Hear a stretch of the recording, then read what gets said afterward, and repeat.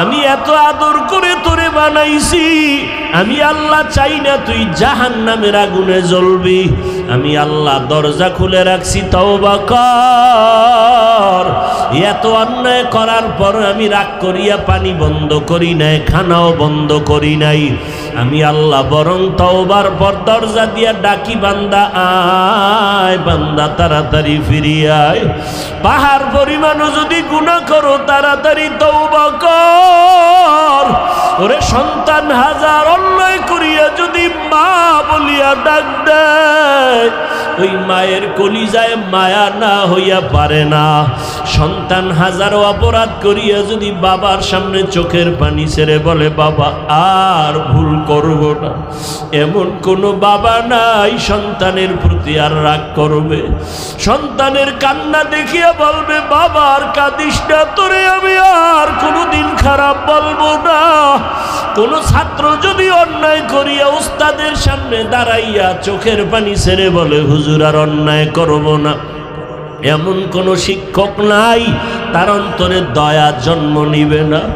ও এলাকার মুসলমান ও যুবক, পর্দার আড়ালের আম্মা জানেরা, ও বৃদ্ধ বাবাজিরা, ওই মা বাবা ওস্তাদের থেকে কি আমার আল্লাহর মায়া কম?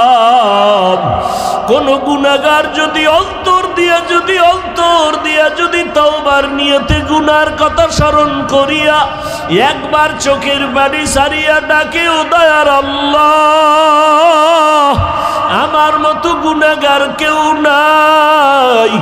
আয় আল্লাহ, শয়তানের ধোকায় পড়ে গুনাহ করে চোখ দুইটারে নাপাক করেছি, গুনাহ করিয়া হাত নাপাক করেছি, জিহ্বাটারে নাপাক করে ফেলেছি, অন্তরকে নাপাক করেছি।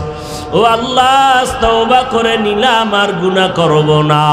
মা বাবারে কষ্ট দিয়া কত বরদোয়া কামাই করেছি, আলেম ওলামার সাথে বেয়াদবি করিয়া কত গুনাহ করেছি, মুরব্বীদের সাথে খারাপ আচরণ করিয়া কত অন্যায় করেছি।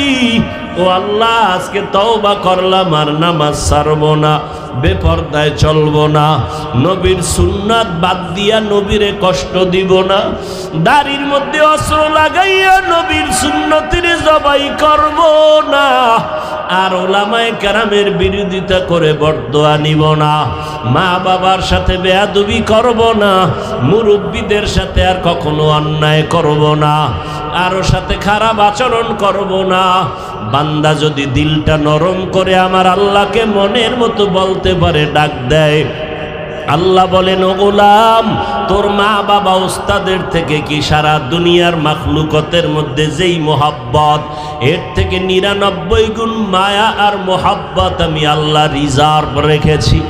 ও বান্দা, যখন তুই আমাকে আল্লাহ বলিয়া ডাক দিবি, আমি আল্লাহ 99 গুণ মায়া নিয়ে তোর ডাকে জবাব দিয়া আমি আল্লাহ তোরে এমন পবিত্র বানায় দিব, একটা গুনাহ তোমার আমল নামায় থাকবে না।